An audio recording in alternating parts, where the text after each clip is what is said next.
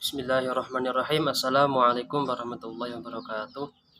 Kami dari kelompok 6 yang beranggotakan saya sendiri Muhammad Muklisin dengan NIM 203200202 dan teman saya Saudara Muhtarul Iqbal dengan NIM 203200209 ingin mempresentasikan dari kelompok kami yang berjudul Akhlak Madmumah. Adapun pokok pembahasan yang pertama yaitu pengertian dan dalil tentang akhlak madmumah. Yang kedua, macam-macam akhlak madmumah. Dan yang ketiga, cara membiasakan menghindari akhlak madmumah. Pengertian dan dalil tentang akhlak madmumah. Bismillahirrahmanirrahim. Innallaha ya'muru bil 'adli wal ihsani wal ita'i dzil qurba wa yanha 'anil fahsya'i wal munkar wal baghi ya'izukum la'alakum tadhakkarun. Artinya, sesungguhnya Allah menyuruh kamu berlaku adil dan berbuat kebajikan, memberi bantuan kepada kerabat, dan Dia melarang melakukan perbuatan keji, kemungkaran, dan permusuhan. Dia memberi pengajaran kepadamu agar kamu dapat mengambil pelajaran. Akhlak tercela atau akhlak madmumah ialah semua perangai manusia, perangai lahir dan batin yang mungkar, maksiat dan fasyak berdasarkan petunjuk Allah SWT dalam Al-Quran dan yang dilarang atau dicela oleh Nabi SAW. Segala bentuk akhlak yang bertentangan dengan akhlak mahmudah disebut akhlak madmumah. Akhlak madmumah juga merupakan tingkah laku yang tercela yang dapat merusak keimanan seseorang dan menjatuhkan martabatnya sebagai manusia. Bentuk-bentuk akhlak madmumah ini bisa berkaitan dengan Allah Subhanahu wa taala, Rasulullah, dirinya, keluarganya, masyarakat, dan alam sekitarnya. Macam-macam sifat madmumah. Yang pertama, egois. Seringkali muncul sifat ingin menang sendiri dalam diri kita, mengabaikan segala hal yang terjadi dalam diri orang lain untuk kepentingan sendiri, kukuh untuk mencari kesenangan sendiri. Ananiah atau egois adalah perilaku yang selalu tidak mau tahu tentang dengan kepentingan orang di sekitarnya. Egois juga dapat diartikan suatu sikap yang selalu mementingkan diri sendiri. Perilaku ini juga cenderung hampir sama dengan perilaku angkuh atau sombong. Sifat anania akan mendatangkan kebinasaan bagi pemilik sifat tersebut. Anania termasuk sifat tercela yang harus dijauhi oleh setiap orang mukmin, sebab dapat menjerumuskan manusia kepada sikap individualistik atau kesendirian dan membuka jalan kepada sikap permusuhan dan kebencian di antara sesama manusia. Sifat anania selanjutnya dapat menimbulkan sikap sombong. Kedua sifat ini sama-sama tidak mempedulikan keadaan orang lain dan cenderung mementingkan urusan sendiri. Yang kedua yaitu berkata kasar. Agama Islam melarang umatnya untuk berkata kasar, kotor, atau memaki sesama. Hal ini terkandung dalam hadis yang membahas hukum berkata kasar atau kotor dalam Islam. Agama Islam melarang hambanya untuk berkata kasar atau kotor. Berikut ini hadis yang membicarakan aturan berkata kotor dalam Islam. Allah Ta'ala berfirman, tidak ada kebaikan pada kebanyakan bisikan mereka, kecuali bisikan dari orang yang menyuruh atau manusia, memberi sedekah atau berbuat ma'ruf dan mengadakan perdamaian di antara manusia. Barang siapa yang berbuat demikian karena mencari keridhaan Allah, maka kelak kami memberi kepadanya pahala yang besar. Quran Surat An-Nisa ayat 114. Selain itu Allah juga berfirman seperti ini, Allah tidak menyukai ucapan buruk yang diucapkan dengan terus terang kecuali oleh orang yang dianiaya atau dizalimi. Allah itu maha mendengar lagi maha mengetahui. Quran Surat An-Nisa ayat 148. Yang ketiga yaitu berbohong. Berbohong merupakan salah satu dosa besar, namun banyak sekali orang yang masih menganggap bahwa berbohong adalah hal yang lumrah atau biasa saja. Pengertian bohong atau dusta adalah mengatakan sesuatu yang tidak sesuai dengan kenyataan. Agama Islam sebagai agama yang baik mengajarkan kepada umatnya untuk berkata jujur. Allah memerintahkan manusia untuk berkata jujur di dalam Al-Quran. Allah Subhanahu wa taala berfirman dalam surat At-Taubah ayat Dalam surat At-Taubah ayat 19, wahai orang-orang yang beriman, bertakwalah kepada Allah dan bersamalah kamu dengan orang-orang yang benar atau jujur. Yang keempat adalah pemarah atau gotoh. Artinya, orang yang suka marah, sedangkan marah artinya berontaknya jiwa dalam menghadapi sesuatu yang tidak disenangi, atau marah adalah luapan hawa nafsu, baik dengan perkataan maupun dengan perbuatan yang tidak terkendali. Dalam pergaulan, hendaknya manusia jangan mudah marah apabila marah karena hal yang sepele yang sebenarnya tidak perlu marah tetapi menjadi marah atau murka.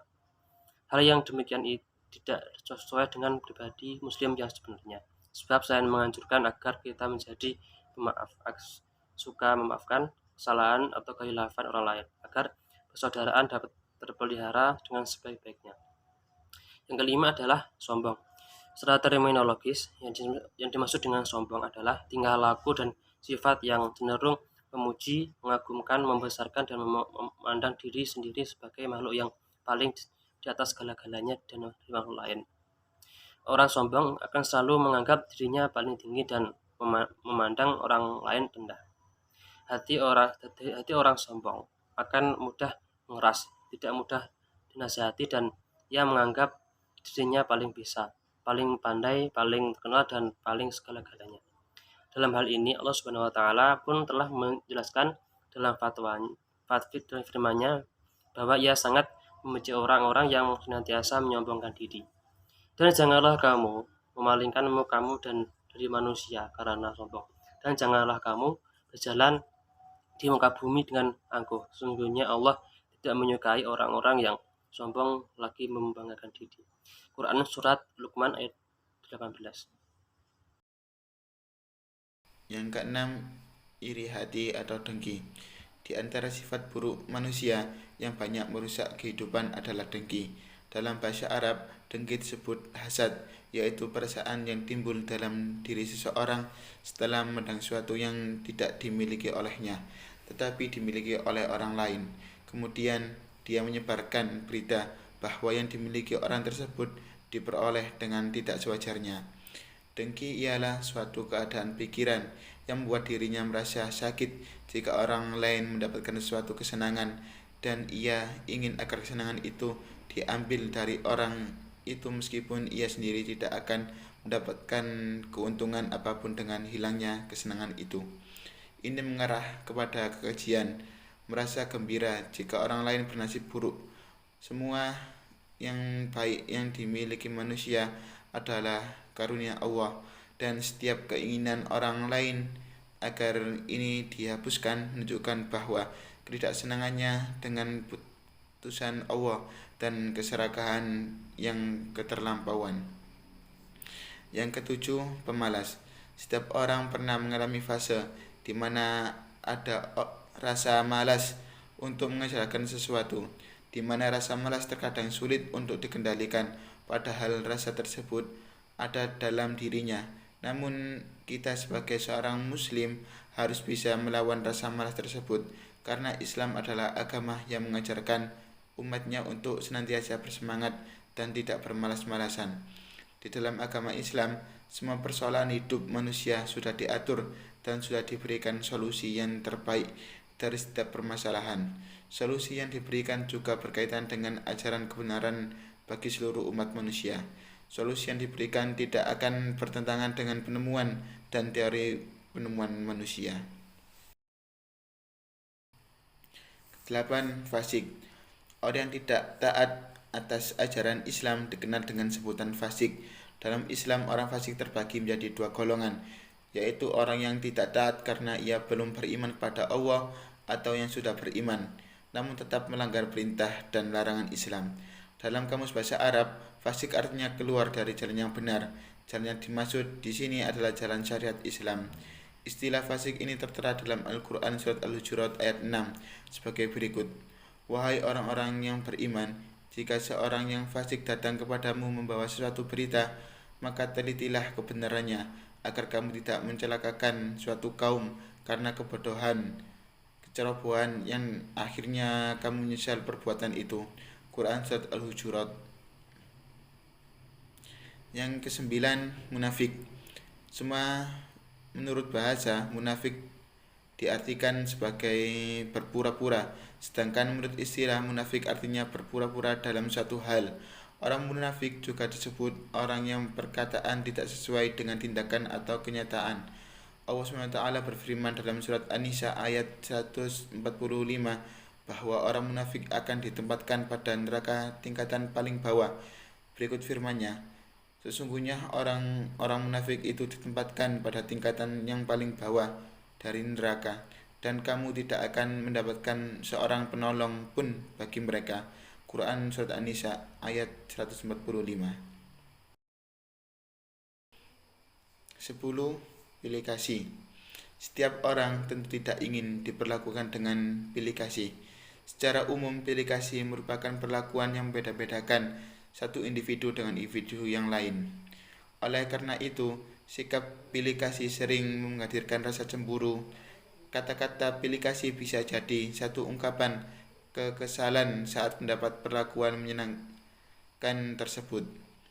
Pilih kasih tidak saja menyisakan rasa cemburu, lebih jauh, sikap pilih kasih juga bisa mengakibatkan banyak kerugian seperti kebencian, dendam, hingga perpecahan yang bisa merusak hubungan. Sayangnya, hingga saat ini tanpa sadar, masih banyak orang yang berlaku pilih kasih, mulai di lingkungan keluarga, pertemanan, hingga pekerjaan. Sebagai dari kita masih sulit melepaskan problem pilih kasih itu, padahal dalam Islam tidak dianjurkan untuk berbuat pilih kasih, karena Allah pun juga tidak pernah pilih kasih dalam berbuat adil kepada siapa saja. Hal ini juga selalu ditunjukkan dalam perilaku Rasulullah SAW. Dalam Quran Surat An-Nahl ayat 90 disebutkan, sesungguhnya Allah menyuruh kamu berlaku adil dan berbuat kebajikan, memberi kepada kamu kerabat, dan Allah melarang dari perbuatan keji, kemungkaran, dan permusuhan. Dia memberi pengajaran kepadamu agar kamu dapat mengambil pelajaran. Dalam kemudian bertetangga, kita sendiri terkadang juga pilih kasih. Semangat untuk saling berbagi juga telah ditunjukkan di zaman Rasulullah SAW. Dalam sebuah riwayat disebutkan, wahai Abu Dzar, jika engkau jika engkau masak sayuran, maka perbanyaklah kuahnya. Lalu lihatlah tetangga-tetanggamu dan bagilah masakanmu untuk mereka. Hadis riwayat Al-Darmizi. Cara membiasakan menghindari akhlak mazmumah. Nasihat dan peringatan sebagai seorang Islam yang mengaku dan percaya akan adanya Allah, Maha Esa Allah, Allah penguasa alam, dan sebagainya lagi, maka perlulah dan wajiblah kita tunduk dan patuh kepada perintah Allah yang dibawa oleh Nabi Muhammad SAW. Kita wajib membenarkan hati, perbuatan, dan perkataan akan setiap perkara yang dibawa oleh Nabi Muhammad SAW adalah dari Allah. Panduan bagi umat Islam untuk menuju kepada Allah atau menuju ridha Allah adalah perlu menjadikan Nabi sebagai contoh ikutan dalam setiap amalan kehidupan kita. Jangan jadikan arti atau nama-nama tokoh bukan agama sebagai ikutan atau idola, karena mereka ini akan menyesatkan kita semua, kecuali kita jadikan ulama atau orang alim sebagai idola dalam kehidupan kita.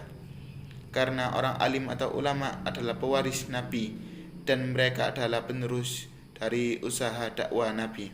Kita tidak akan sesat selama jika dijadikan ulama sebagai panduan dan idola, sebab mereka hidup dalam ketakwaan kepada Allah dan mereka juga dekat diri dengan Allah.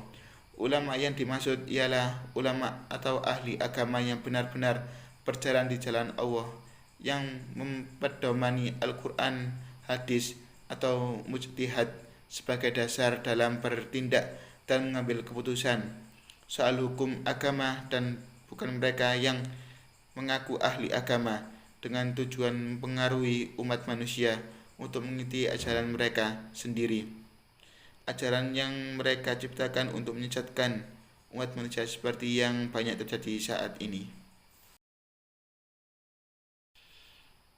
Sekian itu pemaparan materi dari kelompok kami. Apabila ada kekurangan atau kesalahan dalam materi, kami minta maaf. Sekian dari kami. Assalamualaikum warahmatullahi wabarakatuh.